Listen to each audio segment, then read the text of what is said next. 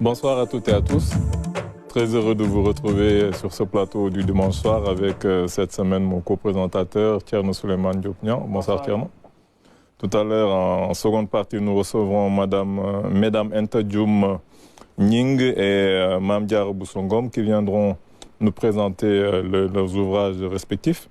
Mais tout de suite, nous allons recevoir un conteur, compositeur, musicien et formateur en art oratoire. Il vient de publier aux éditions Saraba avec les illustrations de Sophie Le Hir, le livre jeunesse intitulé Génie, créatures et mythologies du Sénégal. Nous recevons M. Maïssa Mbaye.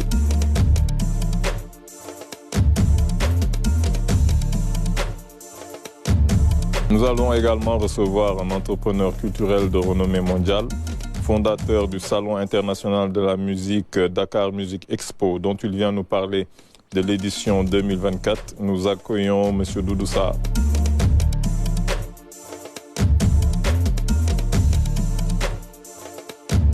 Bonsoir, messieurs. Bonsoir. Bonsoir. Nous sommes très heureux de vous accueillir sur ce plateau. Nous allons commencer par vous, M. Mbaye. Vous venez nous présenter ce magnifique ouvrage, ce livre jeunesse qui s'intitule Génie, créatures et mythologies du Sénégal, avec les belles illustrations de Sophie Le Hir. Vous êtes un conteur, un musicien également. Et là, vous nous parlez un peu de ces créatures qui ont un peu bercé notre enfance, qui nous ont un peu terrorisés aussi. Des djinns, les génies, c'est les djinns là. Mam Koumba Bang, Lek Daour, Mam Koumba Lamba, tout ça. Mm-hmm. Et à travers des contes de grand-mère, une grand-mère et son petit-fils, vous nous parlez un peu de ces créatures.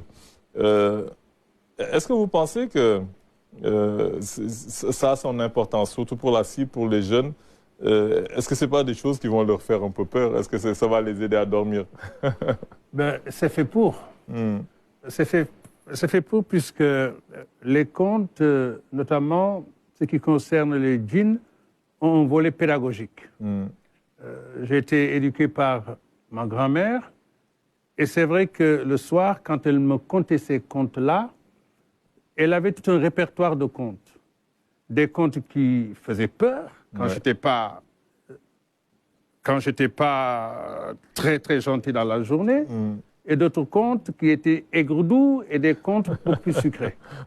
Et je pense que ça participe quand même de notre éducation traditionnelle. Absolument. D'inviter chez nous, dans nos chaumières, ces génies-là. Et le Daour est un génie gentil. Il est perçu comme un génie gentil. Et l'on raconte dans notre tradition que ce sont ses enfants qui sont moins gentils que lui. Mais le Daour est perçu comme un génie gentil. Je veux dire, on le présente comme un cheval immense avec une seule jambe. Et ça fait peur aussi. Oui, ça fait peur. Et ça fait peur, mais je pense que c'est une peur positive aussi. C'est une peur positive. Et derrière tous ces contes-là, il y a, je pense, de la part de nos grands-mères ou de notre tradition, il y a l'envie de donner des cadres à l'enfant. Quand on nous dit, par exemple, qu'il ne faut pas sortir quand la terre est froide, Goudigi Amna Borom, c'est peut-être parce qu'il faudrait, nous, enfants, que nous restions chez nous, que nous travaillions, que nous dormions tôt, etc. Vous voyez, il y a un soubassement souvent d'éducation. Absolument. Et on voit aussi que c'est des croyances qui sont un peu à peu près des croyances qui sont universelles. On retrouve beaucoup d'histoires qu'on voit un peu partout dans le monde parce que l'histoire du Simb, ça rappelle beaucoup l'histoire des loups-garous. C'est à peu près la même chose. Quand on a combattu un fauve, une bête féroce qui nous blesse, après qui nous transmet un peu de ses attributs. Oui, mais je pense que le lien dans notre cosmogonie entre le règne animal, le règne humain et le règne végétal est beaucoup plus prégnant prégnante plutôt que que dans d'autres contrées, peut-être européennes. C'est vrai. La preuve, nous avons tous des totems. Et ça perdure. Et derrière ce lien entre l'animal et l'humain, c'est un lien qui dure. On prend chez l'animal ses caractères, chez les lions, c'est peut-être les Ndiayènes, on va prendre la force, on va prendre...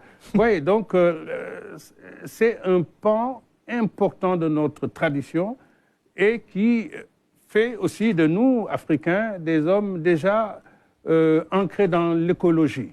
Oui, notre contexte de vie invite souvent ces éléments, des éléments surnaturels, le monde animal, et c'est ça qui fait quand même notre équilibre. Absolument.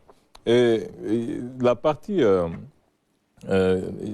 importante de l'ouvrage aussi, c'est surtout lorsque vous expliquez un peu la base de toutes ces croyances.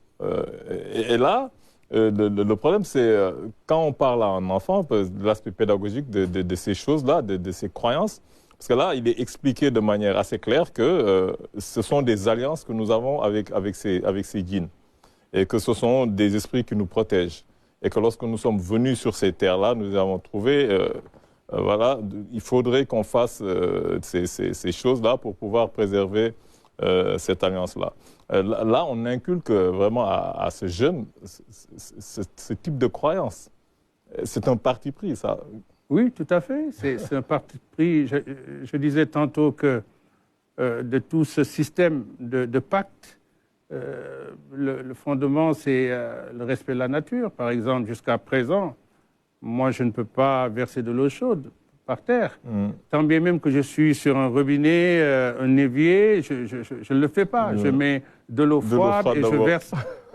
Parce que c'est des choses que nous avons héritées et qui fait dire Pour expliquer, parce qu'on dit que lorsqu'on verse de l'eau chaude, on peut blesser un djinn ou bien l'enfant des djinns ou des trucs comme ça. Et que si son parent se fâche, la vengeance sera terrible. Mais je pense que derrière cette approche, cette explication surnaturelle, il y a une explication scientifique, je pense, parce qu'avaient aussi les anciens de dire que quand on verse de l'eau chaude par terre, on tue des micro-éléments, etc., etc. Donc l'explication surnaturelle, je suis sûr et certain, est étayée pour en donner une dimension beaucoup plus, comment dirais-je, étrange, mais derrière, il y a l'explication scientifique, j'en suis sûr. Absolument. Et il y a aussi des personnages qui sont hybrides. Vous ne les avez pas tout à fait peut-être expliqués. Comme le Kankourang, comme Kuskondrong, ça veut dire qu'ils ne sont pas peut-être vraiment des djinns. Mais grand-mère a eu du mal à expliquer à son petit-fils quelles étaient ces créatures-là, ce type de créatures. Oui, alors le Kuskondrong, c'est le lutin. C'est le lutin qui, justement,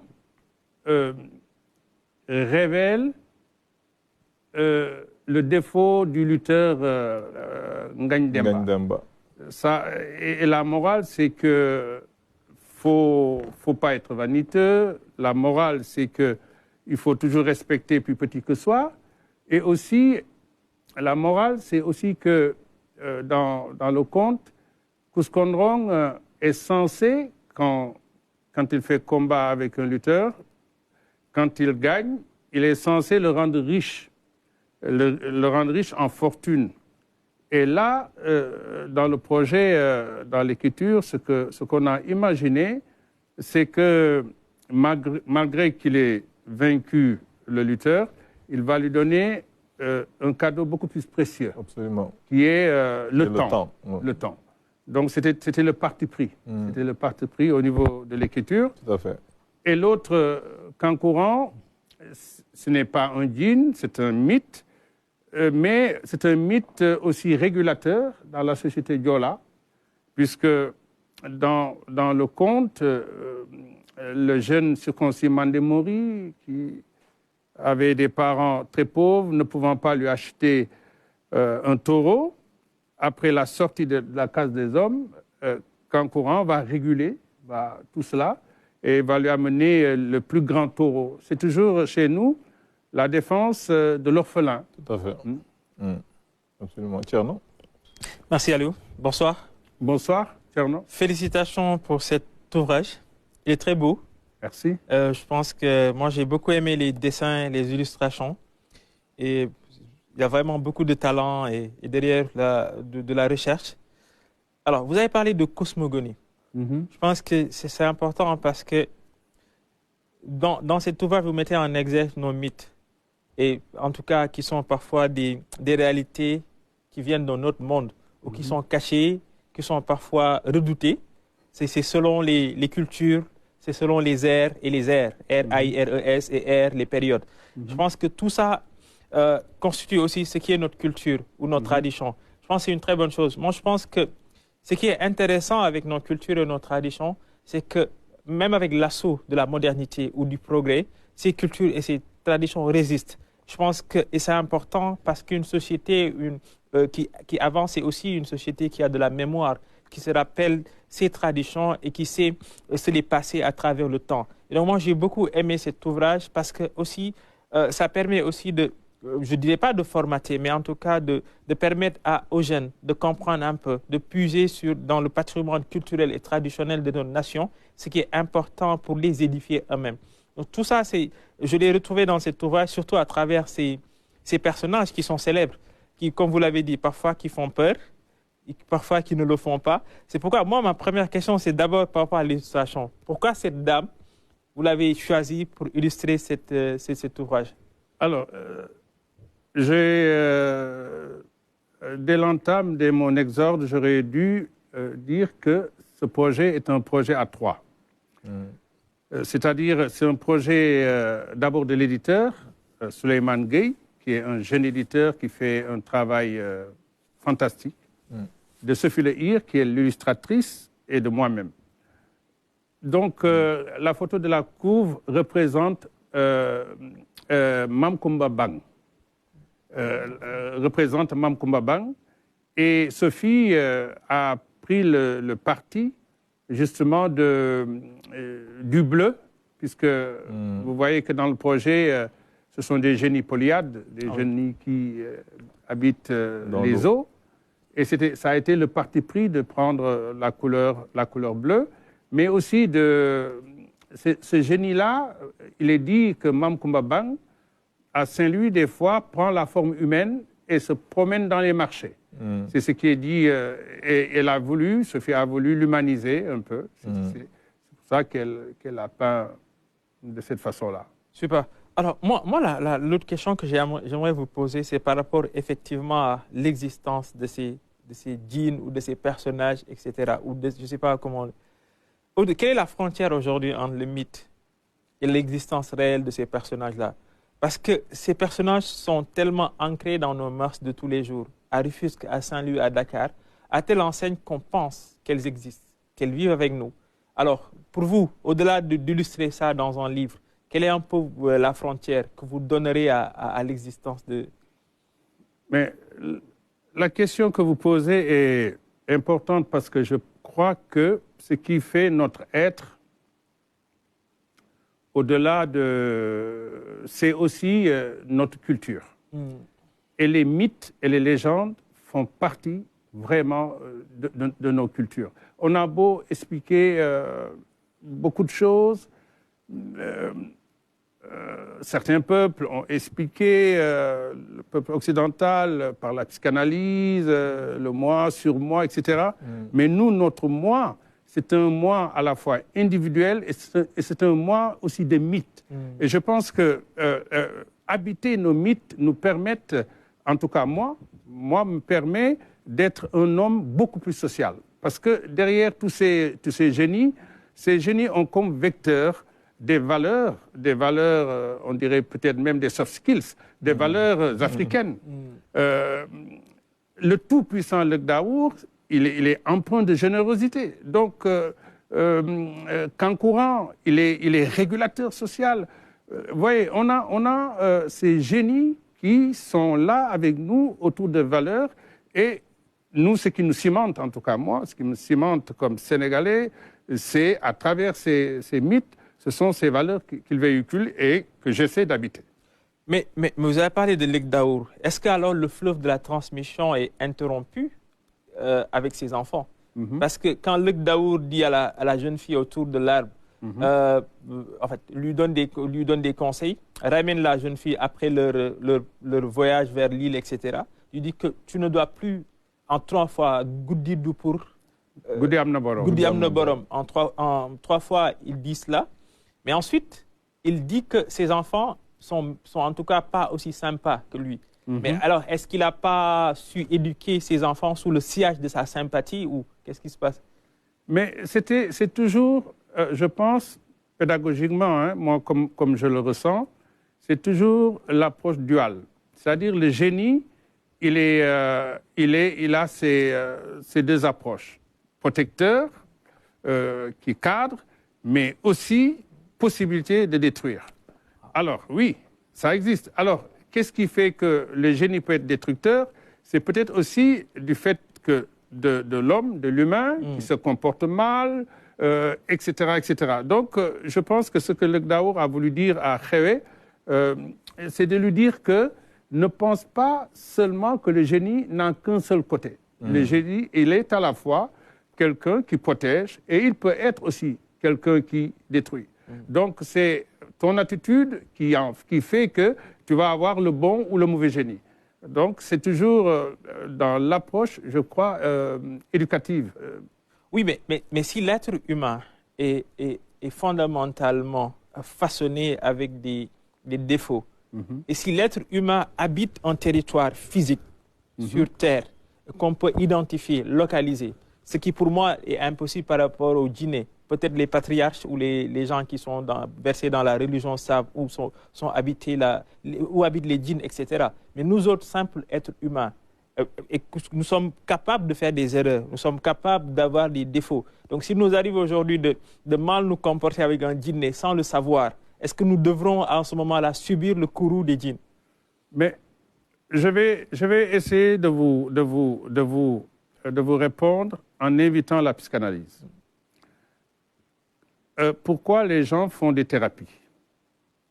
Les gens font des thérapies parce que on sait que nous êtres, nous sommes yin-yang, nous sommes à la fois des êtres, j'allais dire, de bon sens et de mauvais sens. À part les êtres parfaits, les prophètes, nous sommes tous dans cette dualité-là. Et donc, en faisant une psychanalyse, nous essayons, à travers notre étude personnelle, sûrement, d'équilibrer ces deux pendants en nous, le pendant du mal et du bien. Mais alors nous, dans notre tradition africaine, nous avons ressorti les djinns et les esprits comme peut-être le toubib qui nous fait, notre médecin, notre toubib qui nous fait notre propre psychanalyse. Vous voyez ce que je veux dire? Ça veut dire que le regard qu'on a sur nous, ce n'est pas un regard introverti, c'est un regard extraverti d'un djinn, d'un esprit. Un miroir. D'un miroir, très bien. Et selon notre comportement, c'est une croyance forte, qu'elle soit le comportement mauvais ou bien ou social, nous avons des bénéfices. Et c'est là où les djinns peuvent venir. Moi, ma grand-mère tenait ses khambs, ses hôtels à Diourbel. Et je me rappelle, quand j'étais très jeune, j'y allais. Et je la voyais essayer de trouver des solutions à des cas sociaux, à des cas, à des malaises, en invitant justement cet intermédiaire-là qui était le khamb. Je peux pratiquement dire que le khamb était le médecin et elle n'était que le passeur de sens. Okay. Voyez. Il y avait des résultats? Mais ça marche. Okay. Le résultat, ça marche. Le professeur Coulon ici, à FAN, a expérimenté toute cette approche de la psychanalyse de groupe, etc. Je ne sais pas si j'ai répondu à votre question. Parce que ça, c'est peut-être pour emboîter le pas à Thierno, c'est-à-dire ça, c'est le côté vous en avez vraiment parlé. C'est-à-dire, ça, c'est plutôt là, quand on essaye de faire un peu une psychanalyse, comme vous dites. Mais en dehors de ça, moi, la question que j'aimerais poser, c'est que est-ce qu'à la fin, ça ne nous rend pas un peu peut-être paresseux? On se dit que, comme vous dites, c'est des consultations, c'est qu'on consulte quand on veut faire quelque chose. Lorsqu'on a peur, c'est vers eux qu'on se tourne. Lorsqu'on a des espoirs, c'est vers eux qu'on se tourne. Même quand on doit travailler, par exemple, au lieu de dire que c'est par le travail que je vais m'épanouir, par le travail que je vais me réaliser, on a peut-être toujours... Tu veux parler de passivité alors? Même plus que la passivité, ça veut dire qu'à un moment donné, c'est trouver des raccourcis. Okay. Au lieu d'avoir ce culte de la chose bien faite, le culte du travail, lorsqu'on est quelque part et qu'on nous dit, par exemple, il faut faire ceci, on se dit peut-être, mon patron, il me crée des problèmes. C'est comme ça que je le vois. Je vais essayer d'aller consulter mon grave pour que vraiment qu'il me règle mon problème avec mon patron, au lieu de se dire que, voilà, je dois travailler. Ce qui fait que on a cette, surtout si on prend notre exemple, nous, surtout au Sénégal, peut-être un peu plus dans toute l'Afrique, il y a cette insubordination latente tout le temps. Parce que même quand quelqu'un est votre supérieur hiérarchique, il y a toujours cette sorte d'insubordination qui est adossée à quelque chose. De plus en plus, parfois c'est des êtres, comme vous dites, des créatures surnaturelles, mais parfois c'est des êtres humains comme nous, à qui on a attribué certains pouvoirs et à qui on va aller se référer pour vous dire, j'ai tel problème, et lui, comme vous dites, il va essayer de résoudre votre problème, en sachant que le problème, vraiment, c'est vous le problème, en fait. Oui, mais vous avez invité tout à l'heure le docteur Coulon. Le docteur Coulon, dans sa démarche thérapeutique pour soigner les malades, je pense, c'est de l'ethnopsychologie. En France, il y a le Toby Nathan qui en est, je pense, héritier. Le constat était de dire que ce n'est pas l'individu qui est malade, c'est la société qui est malade. Et en soignant l'individu, en soignant la société, on soignait l'individu. Donc c'était vraiment pour répondre à votre question, c'est que l'enfer, ce sont les autres. L'enfer, ce n'est pas moi, ce sont les autres. Et je crois que le principe du NEP, c'est vraiment d'expliquer qu'il faut aller vers la société, soigner la société, afin que l'humain puisse trouver sa bonne place dans la société. Et voilà. Et donc c'est et tous ces génies sont des êtres intermédiaires. Ce sont des êtres intermédiaires. Pourquoi, par exemple, Mam Koumala Mundoy, dans le conte... Je ne sais même pas pourquoi on lui donne le nom de Ndoye, vraiment. Oui, vous êtes un Ndoyen, hein? Non, ma maman est Ndoyen, moi je suis Ndiaye.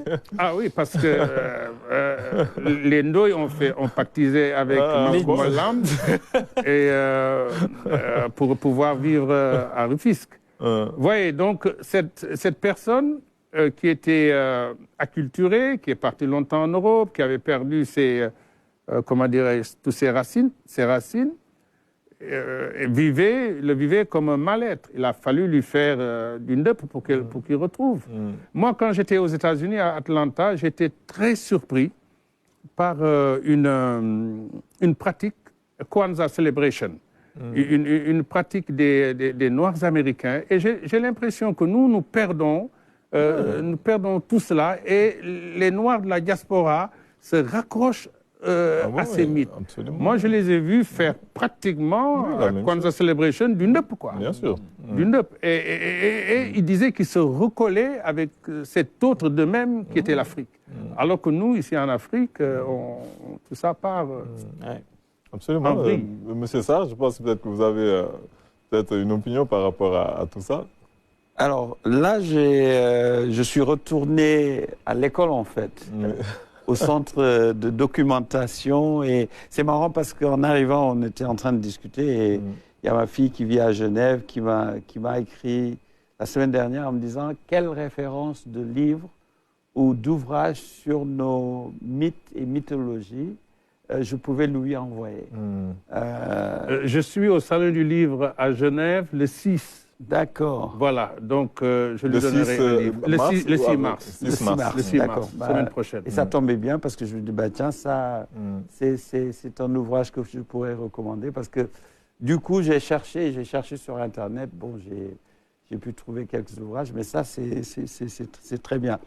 Évidemment, ça me rappelle mes souvenirs d'enfance, les contes de grand-mère et cette mythologie, mais ma question, enfin, ou mon interrogation rejoint un peu ce côté, enfin, ce que tu disais tout à l'heure, c'est le côté pédagogique ou le résultat pédagogique ou l'impact que ça a eu chez nous. Est-ce que ça ne nous a pas rendu trop peureux ou un peu paresseux?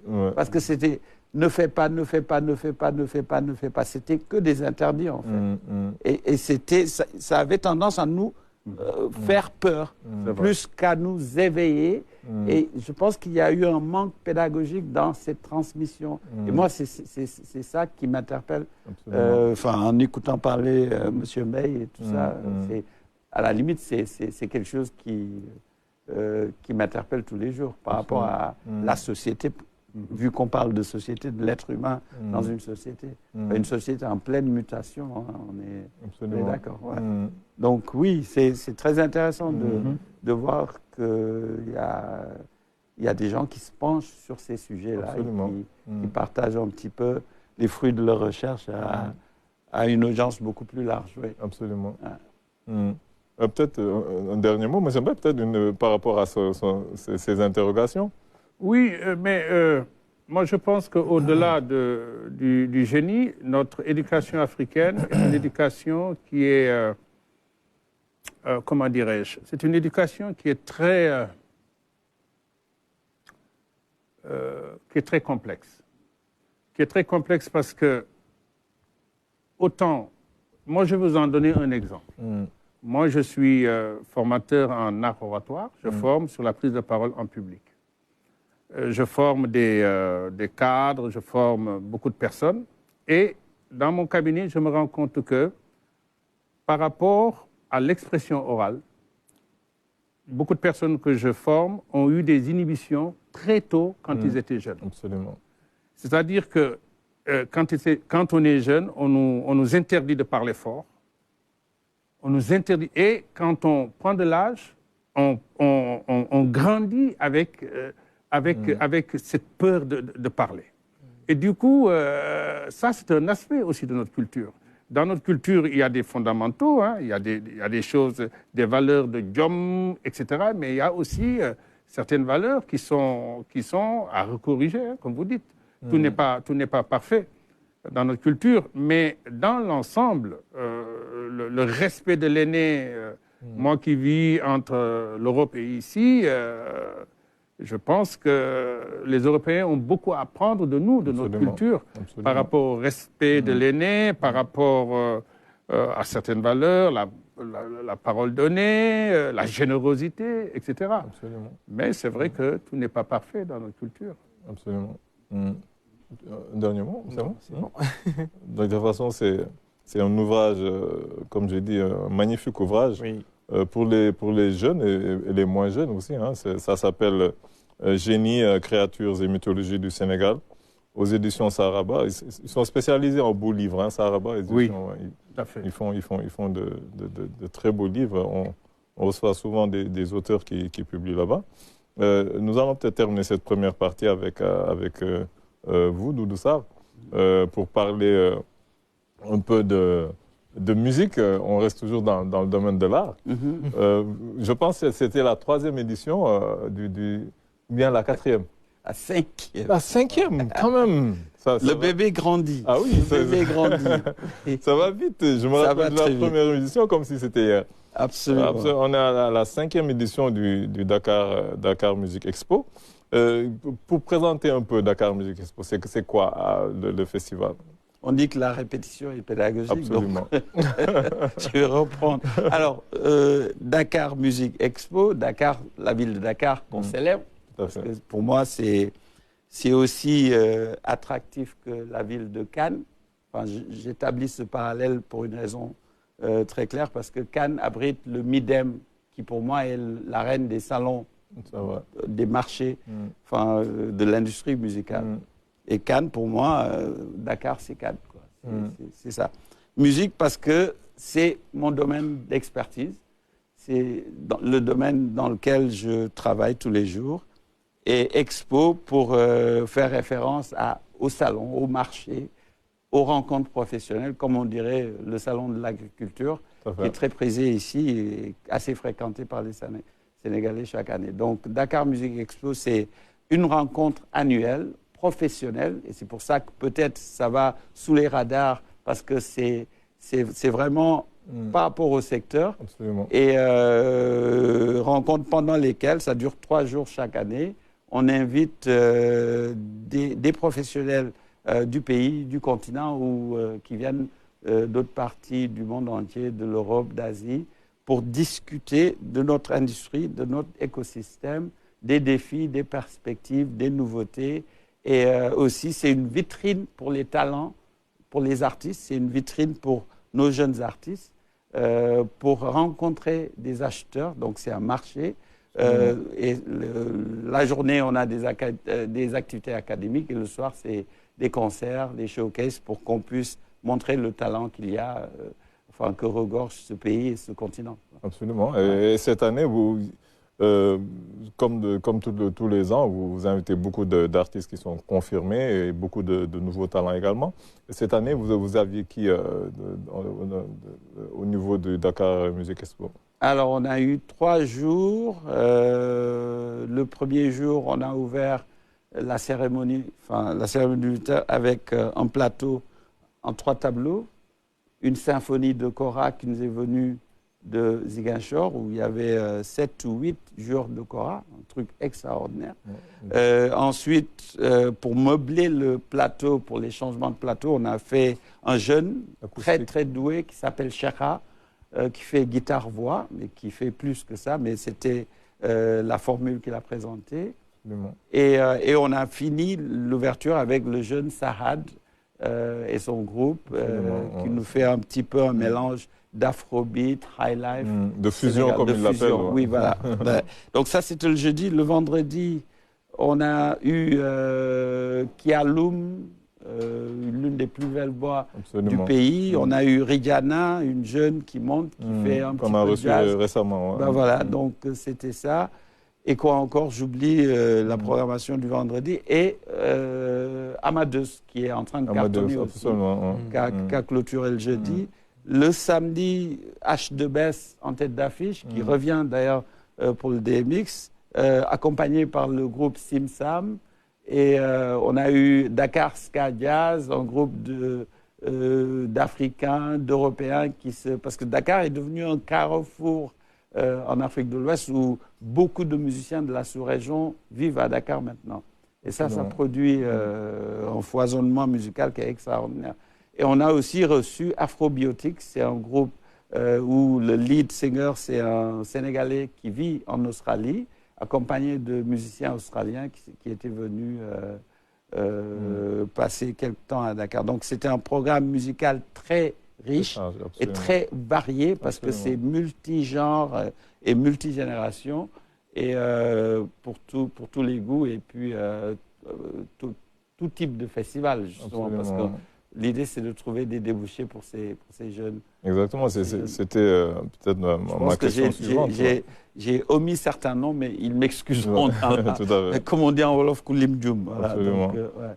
Donc par rapport à ça, par exemple, les retombées du salon par rapport d'abord aux artistes et par rapport à vous, parce que vous êtes également tourneur, vous êtes manager d'artistes. Quelles sont les retombées pour eux et les retombées pour vous? Qu'est-ce que vous attendez en fait d'un salon comme ça, en dehors du fait que beaucoup de Sénégalais ont eu le plaisir de retrouver des artistes exceptionnels?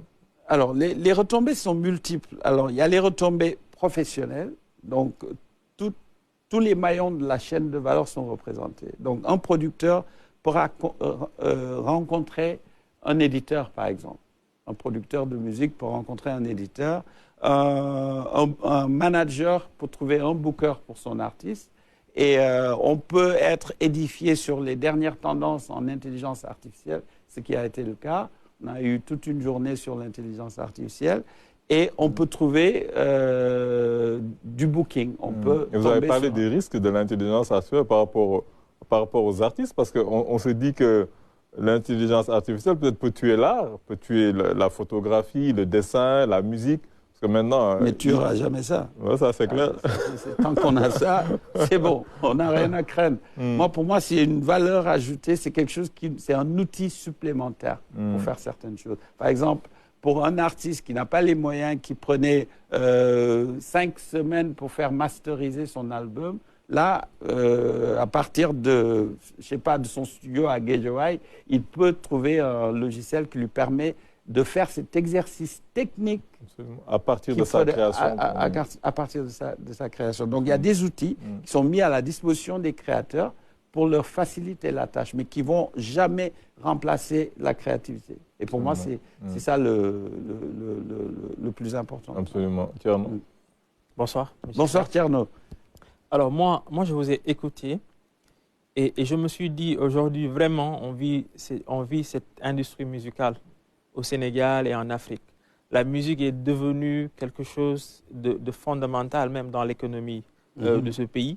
C'est vrai que dans le passé, on a eu beaucoup de musiciens. Le Sénégal a l'habitude de générer de grands talents et qui parfois font rayonner ce pays partout dans le monde. Mais aussi, je pense qu'aujourd'hui, dans l'écosystème ouest-africain, on commence vraiment à peser dans la musique, dans le monde. On voit les musiciens nigériens qui pèsent énormément aux États-Unis, etc., etc.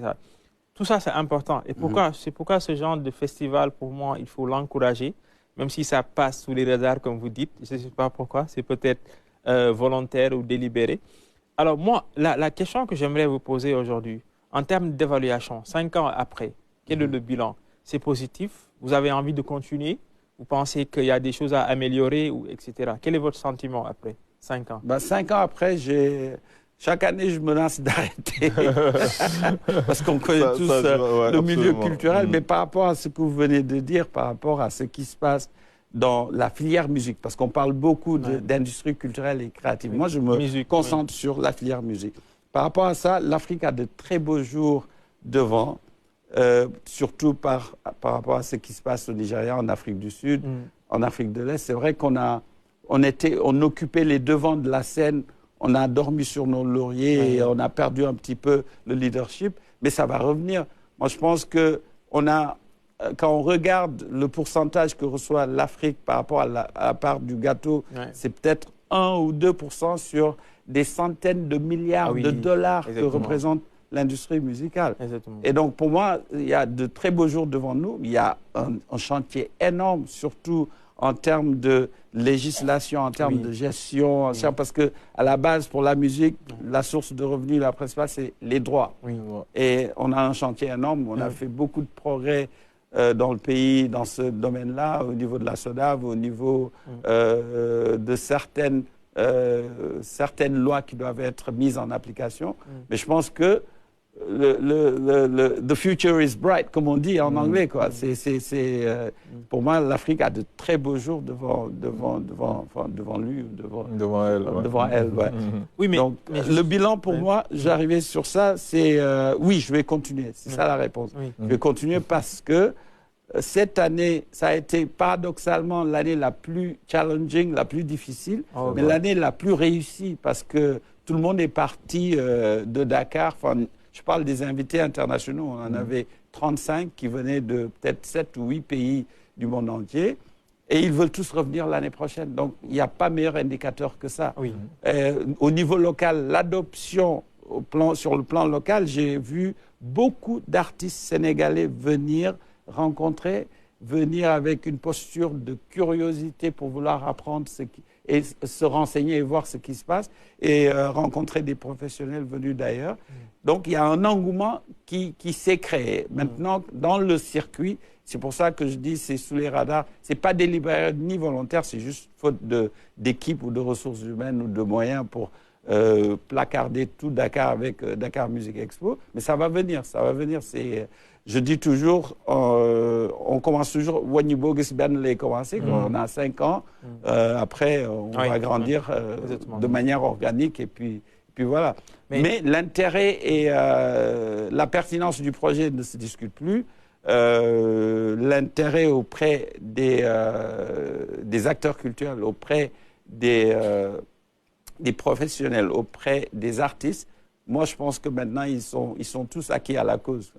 Par rapport à l'affluence qu'on a eue cette année, c'était extraordinaire. Et on a fini en beauté en faisant un sabar à Doutasek, qui était magnifique, je pense, dimanche soir.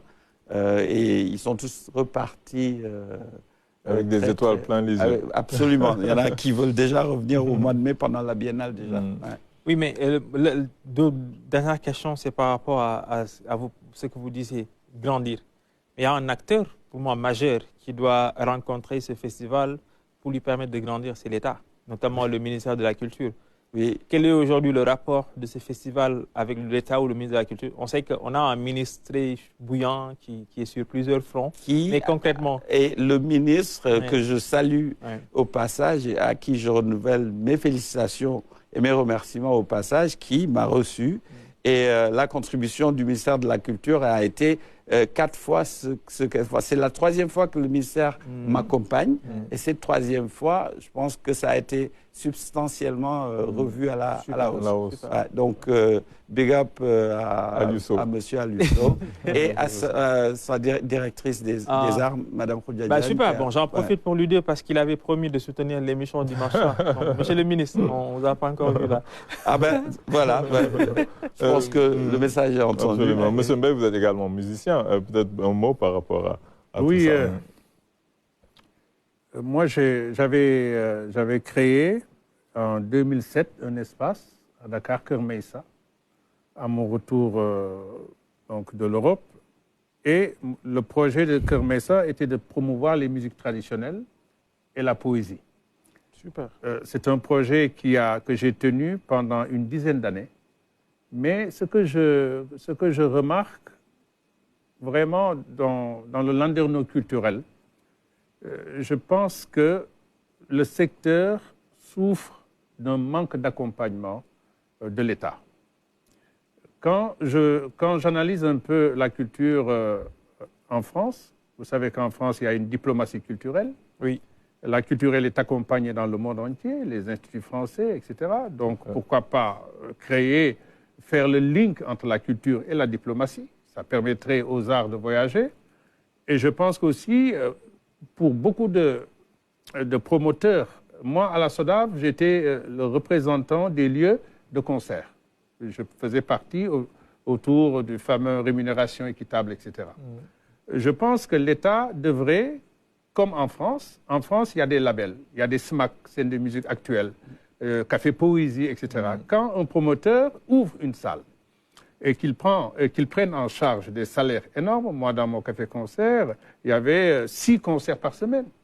Ah oui. Mais l'État pourrait venir sur des aides ponctuelles, des aides liées justement au fonctionnement, des aides liées à un aspect important dans la musique, c'est l'aspect formation. Moi, dans mon espace, avec l'Union européenne, en 2014, on avait fait un projet qui s'appelait Promotion de l'expression de la diversité culturelle, où nous avions formé des musiciens sénégalais autour des instruments issus des diversités, et nous les avons formés en management culturel. Et je pense que, M. Sarr, on en parlait tout à l'heure, c'est que le problème aujourd'hui ici, c'est vraiment la formation des acteurs. Et je crois que... Et aussi des aides ciblées, accompagnées des opérateurs culturels. Et ça, parce que, vous savez, le budget du ministère de la Culture, et il y a une jurisprudence Malraux. C'est en France, après la Ve République, André Malraux s'est battu pour qu'il y ait au moins 1% du budget attribué à la musique, à la culture. Mais chez nous, ça doit être différent. Chez nous, ce qui doit tirer l'économie, ça doit être plutôt la culture. Absolument. Donc, ce paradigme-là devait être renversé. Et si nous partions de notre culture, l'impact de Youssou N'Dour dans le monde et l'impact économique de Youssou N'Dour, de Baaba Maal, de tous ces gens-là, quand ils vont dans des tournées en Europe, mais c'est monstrueux. C'est monstrueux. Donc, ce paradigme-là doit être changé. On doit partir de notre culture. Oui. Et puis, les Américains vendent bien leur culture au niveau du cinéma, au niveau, etc. Et nous, on est restés dans cette approche française de la culture aussi. Et c'est dommage. Et pourtant, et pour finir, j'avais discuté il y a longtemps avec Momar Ndao. Momar Ndao, que Dieu est... Omar Ndao plutôt, Omar, que Dieu l'amène dans les paradis les plus éclairés. Il avait fait un maillage culturel de la ville de Dakar avec des pôles spécifiques. Pôle théâtre à Ouakam, pôle musique, etc., etc. Mais un projet d'une ambition qui devait même dépasser le cadre de la ville de Dakar et être un projet d'État. Absolument. Voilà, donc moi c'est le cri que je jette. Il y a ici des promoteurs de talent.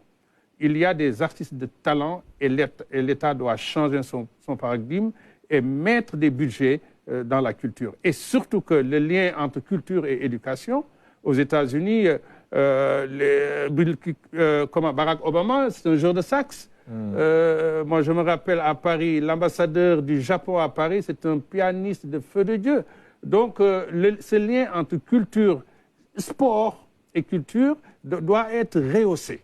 Voilà, donc il faut que le budget passe de 1%, je ne sais même pas si c'est à 1% ici, pourquoi pas à 15%. Oui. Absolument. Juste pour rebondir sur ça, peut-être poser la question à M. Sarr, est-ce qu'également, comme vous avez dit tout à l'heure, c'est vrai que donner un budget plus conséquent à la culture, c'est une bonne chose, mais est-ce que ce n'est pas même la culture qui doit amener beaucoup d'argent? Vous avez dit que nous sommes en Afrique autour de 1-2% de cette manne financière mondiale. Avec le talent que nous avons, quand on prend l'exemple Thierno en a parlé du Nigeria, des stars comme Burna Boy ou même beaucoup d'autres qui amènent beaucoup d'argent dans leur pays. Est-ce qu'il ne faudrait pas aider ces talents plutôt à éclore, à pouvoir tourner sur le plan mondial pour que la culture devienne vraiment quelque chose qui nous rapporte plus d'argent même que ce qu'on met dedans? Alors, je vais préciser que les Nigérians, avant d'aller conquérir le monde, ils ont un marché intérieur. Bien établi. Et souvent, on parle du Sénégal comme petit pays. Et je donne toujours l'exemple de la Jamaïque. Absolument. C'est beaucoup plus petit que le Sénégal, on est d'accord. Tout à fait. Et la Jamaïque rayonne dans le monde entier avec son reggae. Oui. Tout à fait. Le Cuba, avec la salsa cuba encore plus petit que le Sénégal, et rayonne dans le monde entier avec la salsa, mais c'est parti d'une consommation locale, d'abord. Donc, regardons, on est 15 millions, non, ou 18 millions maintenant, je ne sais plus, ce qu'on peut faire sur le plan local d'abord. Parce que nous consommons le mbalax. Oui, nous consommons le mbalax, mais quel type de consommation? Alors, est-ce qu'il y a des plateformes de streaming auxquelles tu es abonné, par lesquelles tu consommes le mbalax? Non, je suis sûr qu'il n'est pas abonné sur ça. Non, je veux dire, même avant le streaming, je veux dire, quand on parle quel type de consommation? Maintenant que les CD n'existent plus, comment, de par notre consommation, on enrichit les artistes? C'est ça la question. Sur le plan local, parce que si chaque Sénégalais dépensait 100 francs par artiste par mois, faites les comptes.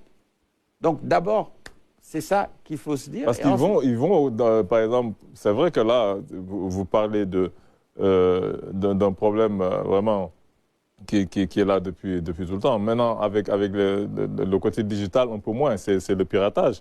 Parce que si on revient à l'exemple du Nigeria, par exemple, des gens comme des frères jumeaux, les P-Square, à un moment donné, ils vendaient 1 million d'albums en une semaine. Bien sûr. Et c'était rien du tout pour un pays peut-être comme le Nigeria. Mais ils vendaient, ça veut dire que les gens achetaient. Peut-être cette culture d'acheter, est-ce que nous l'avons? Est-ce que les gens ont essayé de lutter contre le piratage? Bon, maintenant peut-être avec le streaming, les gens peuvent s'en sortir. Mais en dehors d'acheter, nous avons cette culture de faire des concerts. Les gens, ils aiment danser, ils aiment sortir. Et là, on paie, quel que soit Alpha. Ça dépend. Ça dépend. L'offre musicale sénégalaise, actuellement, elle est entre les mains des restaurants ou des bars. D'abord, ce n'est pas le cadre naturel pour présenter. Il n'y a pas de salle. Il n'y a pas de salle. Et souvent, ça va être très difficile d'arriver au niveau nigérian, sauf pour peut-être la nouvelle génération avec un jeune comme Vigie, par exemple, qui a un public clair, n'était précis, de 15 à 20 ans, qui le suit partout, qui est prêt à payer pour entrer à ses concerts. Donc, il faut un sursaut de patriotisme national. Comme on l'a fait pendant le Covid, mais pour le consommer local, pour les habits, il faut le faire pour la musique et d'autres produits, pour le cinéma, pour les séries. Maintenant, je veux dire, ça marche ça cartonne. Oui, mais sauf que Vigie aussi n'est pas fondamentalement ancré dans une musique endogène. Hein. Bon, peut-être c'est son âge aussi, mais j'espère qu'il saura plus irriguer sa musique avec toutes les réalités locales, tout ça. C'est quelqu'un que j'aime bien, ce genre. Ah oui, non, mais moi, je trouve que quand on regarde 8000 jeunes filles et garçons sortir du terre et aller voir le concert, c'est des Sénégalais. Oui. Donc, il y a eu une évolution. Moi, mon fils écoute, qui a 13 ans, il écoute Amadeus, il écoute H. de Bess, il écoute Chacola, par exemple. Donc, il faut aussi faire avec l'évolution des goûts musicaux. Tout à fait. On prend un pays comme la Côte d'Ivoire, tu as 10 genres musicaux qui s'en sortent. Coupé décalé, t'as reggae, t'as... Il y a un melting pot musical. Il y a un melting pot. Il y a plusieurs genres musicaux qui existent et qui coexistent, je dirais, en Côte d'Ivoire. Ici aussi, il faudra que les créateurs arrivent à trouver de nouveaux courants musicaux qui puissent exister. Par exemple, dans les années 70-80, les Youssou N'Dour, il était trempé à la sauce... salsa, cubain, et c'est là où ils sont venus apporter leur touche en sortant les tubas et puis en faisant rentrer les sabars pour créer la musique qu'on a actuellement, enfin, qui les a fait connaître. Donc, pour moi, c'est la manifestation de la créativité, la créativité dans le domaine de la musique. Donc, ce que Vigie fait, c'est foncièrement sénégalais, même si c'est avec des connotations d'Adjou, Maître Gims, mais ça, c'est un nouveau courant musical.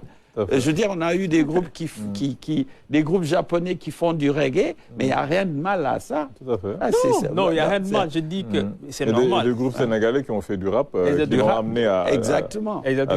Bon, le rap vient d'ici aussi, hein. Le tassou, toutes les musiques à la base. Mais je veux dire, non, je dis que c'est quelqu'un que j'apprécie, qui est bon, mais aussi il est jeune.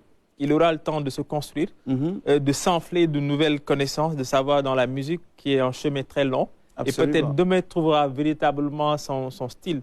Mais pour le moment, ce qu'il fait, c'est bien, j'apprécie. C'est son style, ce qu'il fait. Et c'est son style. Alors, peut-être, je donne toujours l'exemple du grand frère Youssou. L'album qui lui a valu le Grammy, c'est quoi? Égypte. On n'entend jamais Égypte dans nos radios. Hein. Jamais. On est d'accord. Son tube planétaire, c'est quoi? 7 Seconds. Il n'y a pas plus pop que ça. Et ici, quand il joue au Grand Théâtre, c'est quoi? Du mbalar pur et dur. Donc l'artiste a cette liberté de pouvoir créer, on ne doit pas les limiter justement en termes de... Oui, alors, est-ce qu'il y a une signature sénégalaise? Oui. Alors, à la limite, il y a le Jollof Beat qui est en train d'être travaillé, peut-être un peu streamline, en balbutiement, peut-être va donner naissance pour ces jeunes-là. Et c'est là où peut-être on pourra assister à une renaissance musicale. Parce qu'en ce moment, on dort un petit peu, on se cherche par rapport aux Nigérians et trucs. Mais ça, c'est du travail. Parce que les Nigérians sont passés par là. C'est cyclique. Parce qu'avant l'ère Touré Kunda, Khalam, Youssou N'Dour, tout ça, il y a eu Fela Kuti, King Sunny Adé, le High Life et le truc. Et puis bon, voilà, c'est retourné chez les Nigérians, mais ça va revenir ici. Pendant ce temps, on retourne au laboratoire et on travaille, on arrive avec une nouvelle recette musicale. Absolument. En tout cas, nous souhaitons une bonne continuation avec Dakar Music Expo. C'est vrai que, comme vous dites, ça gagnerait à avoir beaucoup plus d'ampleur, beaucoup plus de communication, parce que c'est un événement majeur. Et un événement très riche. Vraiment, toutes les personnes qui y vont, vraiment, ne le regrettent pas. Il y a beaucoup de choses à découvrir. Également, vous remercier d'être passé, M. Mbaye. Je rappelle que l'ouvrage s'appelle Génie, créatures et mythologie du Sénégal. On peut l'avoir dans toutes les librairies. Dans toutes les librairies et dans les plateformes, Amazon. Absolument. Et je pense qu'il y a un QR code pour pouvoir écouter. Écoutez, ah oui, j'allais oublier, c'est le conte a été enregistré avec Dara Guissé au Khalam et qui a accompagné les contes et une autre comédienne, Aminata Mbaye. Absolument. Nous avons été vraiment très heureux de vous recevoir sur ce plateau. Merci beaucoup à Lune. Nous vous souhaitons une bonne continuation. Merci. Merci à Lune. Nous allons poursuivre avec la seconde partie de cette émission en recevant une diplômée de l'ESMT de Dakar et de l'ENSAM de Paris. Elle est ingénieure en télécommunications et vient de publier aux éditions L'Harmattan Sénégal l'ouvrage intitulé D'une gare à une autre. Nous recevons Madame Antanio Djoum Nying.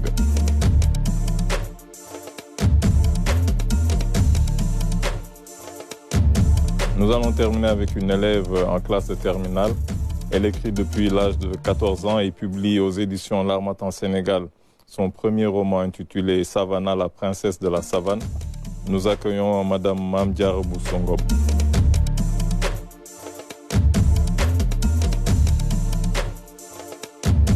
Bonsoir mesdames. Bonsoir. Bonsoir. Nous sommes très heureux de vous accueillir sur ce plateau. C'est un honneur aussi d'être présente. Merci beaucoup. Nous allons commencer par vous, Madame Nying. Vous venez nous présenter cet ouvrage qui s'appelle D'une gare à une autre. Tout à fait. Qui est un ouvrage, je dirais, très spirituel, un ouvrage assez spirituel, qui est un voyage, c'est vrai, qui part d'une gare à une autre. Voilà, exactement, de la gare 1 à la gare 11, et qui est un voyage, c'est vrai, qui est un cheminement, je pense, un cheminement spirituel, un voyage d'introspection, qui est écrit avec beaucoup de talent, à mon avis, vraiment, c'est très bien écrit. C'est un ouvrage dans lequel vous posez beaucoup de questions. Beaucoup de questions et beaucoup de points d'interrogation. On n'est pas sûr d'avoir les réponses. Est-ce que c'est peut-être comme ça que vous voyez le cheminement spirituel? C'est-à-dire c'est beaucoup de questions et peut-être pas forcément tout le temps des réponses. Exactement. Et même au-delà du cheminement spirituel, le cheminement de la vie. Le spirituel est une partie de la vie. Donc c'est vrai que le livre a une consonance beaucoup plus spirituelle, mais il y a aussi d'autres aspects. Et voilà, pour moi, on se pose beaucoup de questions tout le temps. Il n'est pas garanti qu'on trouve les réponses et surtout les bonnes réponses. Absolument. Et je dirais peut-être, c'est un parcours, c'est un cheminement d'une moitié de vie ou bien peut-être, on souhaite, d'un quart de vie, parce que on voit que ça s'arrête autour de la quarantaine, le chiffre symbolique de 40 ans. Donc, c'est un cheminement qui est en cours. Peut-être que à 40 ans, c'est un peu l'âge de la maturité. Mais est-ce qu'à 40 ans, c'est vrai, est-ce que vous pensez avoir compris beaucoup de choses? Peut-être que vous démarrez peut-être un nouveau parcours. Alors, on va dire que c'est un mix des deux. Je pense qu'avec un peu de chance, à 40 ans, on a compris plusieurs choses. Mais c'est aussi le départ d'une autre décennie, d'un autre nombre d'années. Et de mon expérience et de ce que je vois, qui est encore très limité, je le rappelle, à 40 ans, je pense que les gens sont quand même assez matures pour pouvoir bien appréhender la suite. Et c'est vrai, c'est une gare où je cite 40 ans en particulier parce que c'est un âge pour moi qui est très symbolique à plusieurs égards. Mais effectivement, ça ne s'arrête pas là. Ça peut être un renouveau pour plusieurs. On a vu beaucoup de personnes dans l'histoire, peut-être des 100 dernières années, qui se sont révélées, qui se sont réalisées après 40 ans. Donc pour moi, c'est en aucune mesure la fin. C'est un renouveau, ou alors c'est une suite logique, tout simplement. Absolument. Et comme je disais tout à l'heure, je parlais d'introspection. Dans ce cheminement, on ne voit pas beaucoup l'entourage. C'est vrai que c'est plutôt un voyage interne. Mais à chaque fois qu'on a parlé de l'entourage, en particulier lorsque vous avez parlé dans l'ouvrage de la personne avec laquelle la narratrice vit, c'est-à-dire son conjoint, vous avez fait cet exercice d'être un peu dans sa tête. Essayer de voir ce qu'il pense. Est-ce que vous pensez qu'il serait d'accord avec cet exercice de voir ce qu'il pense de son épouse et d'être assez péremptoire, c'est dire que c'est ça qu'il pense? Pertinente comme question. Mais encore une fois, c'est une femme qui narre. Le personnage, c'est encore une femme. Donc, on ne peut qu'essayer de supposer. Après, comme je dis, face à un prisme, on ne voit qu'un côté. Donc, forcément, on ne maîtrise pas. Il y a un parti pris. Voilà, il y a un parti pris quelque part. Mais ce qui est intéressant, c'est que je me suis beaucoup inspirée de la vie de beaucoup de gens autour de moi. Et donc, c'est pas réellement s'imaginer, c'est réellement des témoignages que j'ai eus et que j'ai essayé de mettre dans la tête de cette femme-là. Mais c'est parti de faits réels. Donc, elle s'imagine, mais en réalité, ce qu'elle s'imagine, d'autres le vivent déjà. Absolument. Et d'autres l'ont dit. Tierno, je pense que tu as beaucoup apprécié cet ouvrage. Oui, j'ai beaucoup apprécié. Bonsoir. Bonsoir Tierno. Bonsoir Madame Ning. Hein. C'est bien ça. Cet ouvrage, il est bien écrit. J'ai beaucoup apprécié. On le lit très vite. Oui. Donc, félicitations pour ça. Il est limpide. On sent aussi quelqu'un qui a beaucoup lu, ou en tout cas qui lit beaucoup. Je pense que c'est une très bonne chose. Je dis toujours, surtout pour les plus jeunes, que pour s'exercer dans l'écriture, il faut du recul.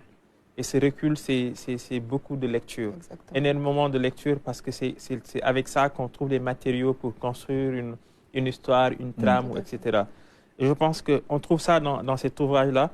C'est vrai que c'est un ouvrage qui est spirituel, qui est métaphysique, ou en tout cas qui est très symbolique. Parce que quand je lis, on sait que les gares, comme le train, tout ça, c'est des symboles.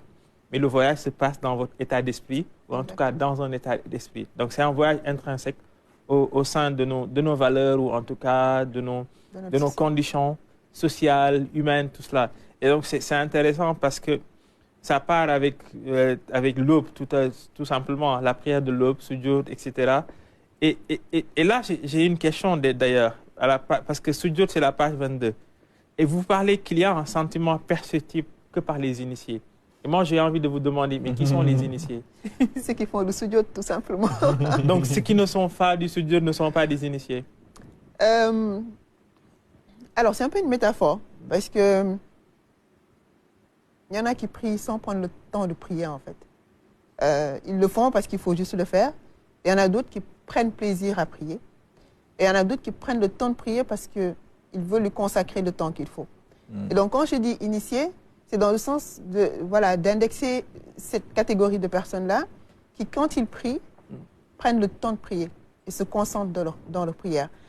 C'est comme quand on fait du sport ou quand on cuisine ou toute autre tâche. Il y en a qui le font pour le faire et en finir. Il y en a qui prennent le temps de bien le faire et de se concentrer. Et donc, naturellement, celui qui prend le temps de bien faire les choses, on a une perception que l'autre qui le fait juste pour le faire n'a pas, en fait. Donc, c'est juste ça. D'initier, c'est d'initier à la cuisine, c'est d'initier à la spiritualité, c'est d'initier à une autre thématique, mais c'est celui qui prend le temps de faire les choses bien et qui a pleine conscience de ce qu'il est en train de faire. Ouais, ben, j'espère qu'au-delà de tout ce temps et de cette concentration, cet effort rencontre la miséricorde divine, parce qu'à la fin, c'est ça. J'espère. Sinon, je veux dire, du point de vue externe, vous parliez de prisme, on peut voir le prisme de quelqu'un qui fait très bien les choses, qui est tout le temps concentré sur la prière. Je pense que après, le point le plus important, c'est que cette prière, en tout cas, rencontre la miséricorde ou l'assentiment de Dieu, n'est-ce pas? Exactement. Alors, l'autre question, c'est à la page 44. Vous parlez de négoce. Mais il y a un moment où, pour moi, vous indexez une jeune femme. Et est-ce que ce n'est pas un jugement? Parce que vous mettez en épingle tout son comportement ou son attitude. Une sorte de femme qui se livre un peu en tout cas, à juste vivre, croquer la vie à pleines dents, ou en tout cas vivre des choses ponctuelles, qui n'est pas sur le long terme, qui n'essaie pas d'avoir des projets de vie, ou etc., mais qui est là, qui parfois peut-être, comme vous le dites, encouragé même par des parents, etc., qui l'encouragent à vivre là et maintenant. C'est vrai que vous avez ramassé tout cela, vous avez décliné ça, mais est-ce qu'avec certains mots, ce n'est pas un jugement? Alors, ce n'est pas un jugement. Alors, vous parlez d'une femme qui croque la vie, mais le titre n'est pas fortuit. Je parle de négoce parce qu'en fait, elle ne croque pas la vie, elle a subi la vie. C'est un prisme. Encore une fois, et je l'assume pleinement. Je pense que chacun, en tout cas, qui qu'il soit, ne sera que face à un côté du prisme. D'autres auront la chance, voilà, d'avoir épousé plusieurs côtés. Mais dans l'absolu, à un moment M donné, on est face à un seul côté. On ne peut pas avoir le côté du prisme de par sa nature géométrique. Alors, oui, je ne la juge pas, mais je fais exprès d'être sévère avec les mots que j'utilise, parce que le but, c'était de mettre en lumière un phénomène de la société, un phénomène que je n'ai pas vécu, mais que j'ai vu d'autres vivre. Et pour certaines, heureusement, ça s'est bien passé, mais pour d'autres, elles l'ont mal vécu. Et la question, c'était finalement, dans tout ce mécanisme-là, qu'est-ce que toi tu penses? Qu'est-ce que toi tu veux? Et pour moi, c'est ça qui est essentiel. Vous pensez qu'elles sont toutes des victimes? Non, pas du tout. Elles ne sont pas toutes des victimes. Heureusement d'ailleurs. Heureusement d'ailleurs. Elles ne sont pas toutes des victimes, mais il y en a certaines qui sont victimes, il faut se l'avouer, d'un système social qu'elles ne comprennent peut-être pas. Ou bien qu'elles pensent avoir compris, mais qu'au bout de quelques années, voilà, elles dénoncent et elles refusent. Et donc, c'était ça l'objectif. Ce n'est pas forcément de la juger, mais c'est de lui dire, attention, tu es dans ce système-là, mais est-ce que tu as pleine conscience de ce système? Si c'est le cas, parfait, tu l'assumes. Par contre, si ce n'est pas le cas, il faudra te poser les bonnes questions. Ok, bon, est-ce que le cheminement spirituel est un cheminement où on donne des leçons? Je ne pense pas. À certains moments, on est surtout sur une posture où on regarde, on contemple, parce qu'il y a des prédestinations. Bon, c'était mon commentaire. Alors, j'ai aimé les autres textes, je m'en arrête là. Le texte de la page 50 où je t'aime, fi Allah, avec l'amitié que vous célébrez avec deux jeunes femmes. Le texte où aussi je me suis cherché, j'ai beaucoup aimé, à la page 86. J'ai aussi aimé un autre texte, et peut-être je vais même lire quelques lignes. C'est la page 95, en état de décadence. Vous dites, quand nous devons prendre des décisions, nous devons nous assurer de nous entourer de bons conseils. C'est ce que nous appelons être stratège et être de bonnes écoutes. Quand nous donnons notre parole, nous la respectons, quoi qu'il en coûte. C'est ce qu'on appelle avoir le sens de l'honneur. Quand nous voulons inculquer des valeurs, nous commençons par les appliquer soi-même. Charité bien ordonnée commence par soi-même. Est-ce que c'est ce que nous appelons être exemplaire? Quand nous distribuons des richesses de quelque nature qu'elles soient, nous nous assurons que la balance n'est pas déficitaire. C'est ce que nous appelons être équitable. Quand nous arbitrons, nous nous assurons de ne léser aucune partie. C'est ce que nous appelons être impartial. J'ai bien aimé. Merci beaucoup. Merci Thierno. En tout cas, c'est un excellent ouvrage, hein, vraiment, qui est préfacé par le docteur Massamba Gueye, une belle préface du docteur Massamba Gueye. C'est un ouvrage que nous conseillons à tout le monde, qui est vraiment bien écrit. Je pense que vous avez toujours comme projet d'écrire d'autres ouvrages. Je ne sais pas si... parce que c'est vrai que assez éloigné peut-être de ce que vous faites dans la vie de tous les jours, mais je pense que vous avez toujours cette envie d'écrire. Oui, j'ai toujours aimé écrire. Enfin, l'exemple que je donnais d'ailleurs lors de la cérémonie de dédicace, c'est que j'ai toujours été celle qui choisissait la dissertation. Jamais le résumé à l'école ou le commentaire. Parce que, voilà, j'aime donner ma position et je l'assume. Donc, je pense que voilà, l'exercice d'écriture était là depuis bien longtemps. Mais comme disait Massamba, je n'ai plus d'autre choix que de continuer à écrire. J'espère que Dieu nous le facilitera. Absolument, on l'espère aussi. Nous allons terminer peut-être cette émission avec une autre jeune écrivaine qui vient nous présenter son premier roman, qui s'appelle Savannah, la princesse de la savane, Mamdiar Bousso Ngom. Oui.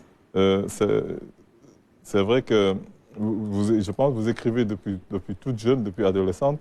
Vous avez toujours aimé écrire. Qu'est-ce qui vous a donné ce goût de l'écriture? En toute sincérité, j'ai toujours aimé écrire depuis ma tendre enfance. Vous savez, quand j'étais enfant, il m'arrivait souvent, étant donné que je passais mon temps à toujours écouter, lire ou regarder des histoires, ça m'a donné envie de moi-même en écrire. C'est pour cette raison que des fois, il m'arrivait de faire des dessins et d'imaginer une petite histoire dessus. C'était un petit passe-temps d'enfant, mais après, à l'âge de mes 14 ans, j'ai commencé à écrire de véritables romans. Et cette passion, on peut dire qu'elle a existé depuis qu'on m'a mis devant mon premier dessin animé. C'est vrai que là, vous nous parlez un peu de la princesse de la savane. Vous faites même référence dans l'ouvrage, dans le roman à Tarzan. C'est vrai que chaque fois qu'on nous parle d'un enfant, il y a aussi la référence au livre de la jungle, évidemment. Je pense que vous n'en avez peut-être pas parlé dans l'ouvrage, mais chaque fois qu'on voit un enfant qui a été élevé un peu dans la jungle ou dans la savane, on pense à ça. Mais là, c'est une jeune fille. Et c'est ça un peu la différence, qui a été élevée parmi les lions. Et vous avez fait, comme vous dites, une histoire autour de ça. On voit que vous avez beaucoup, beaucoup d'imagination. C'est vrai que... Ouais, ça, beaucoup de personnes me le disent. Sincèrement, même ma mère, l'imagination que j'ai, l'étonne. Elle-même ne comprend pas d'où ça vient. Parce que c'est vrai que maintenant, on voit beaucoup, je me dis, de culture manga. On voit beaucoup de culture voilà, dans l'imagination des gens. Et quoi qu'on puisse dire, c'est très important parce que ça me rappelle un peu une étude qu'on avait faite sur des dessins animés. Vous parlez de beaucoup de bandes dessinées. Et je leur disais que beaucoup des aspects de cette culture manga, c'est des aspects de notre culture, de la culture africaine, que nous, qu'on n'exploite pas, malheureusement. On a vu l'ouvrage avec M. Mbaye de tout ce qui est des créatures surnaturelles. Vous avez fait un peu d'anthropomorphisme. Ça veut dire un peu, voilà, on voit des gens qui sont lions, qui se transforment en hommes, qui sont, voilà, toutes ces choses-là que nous, on a du mal à aborder dans nos textes et que les Japonais, ils s'en donnent à cœur joie. Et que ça, vous nous ramenez un peu dans ce qui est notre culture. C'est vrai? Oui, ça c'est la vérité. J'ai remarqué que quand nous lisons les ouvrages africains, ils ont tendance à beaucoup trop... Bon, je ne dis pas que c'est mal, mais on se focalise beaucoup trop sur la culture. Et parfois pas trop sur l'imagination en tant que telle. Absolument. Alors que moi, dans mes romans, je prône plus pour l'imagination. Parce que je me dis que nous avons une imagination sans limite. Nous, les auteurs, nous avons beaucoup d'imagination. Seulement, parfois, nous avons tendance à la centrer quelque part. Moi, mon imagination... Et à la restreindre, on a peur. Ça veut dire que vous n'avez pas peur de transmettre. Pas du tout. Absolument. Quand il s'agit d'exprimer... Quand il s'agit de montrer toute mon imagination, croyez-moi, je peux écrire plein de choses.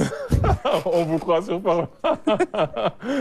Non, mais c'est vrai, moi j'aime ça, hein, parce que chaque fois, je donne le même exemple. Il n'y a aucune logique dans ce qu'on met dans les mangas. Non, mais c'est vrai. Et pourtant, c'est un phénomène extraordinaire. Dans le monde, ils ont conquéri le monde d'une manière extraordinaire. Alors que quand vous regardez une histoire de manga, mais vous vous dites, mais... cet auteur, il se moque de nous. Et pourtant, ça passe comme ça. Moi, c'est cette philosophie que je retrouve un peu dans vos romans.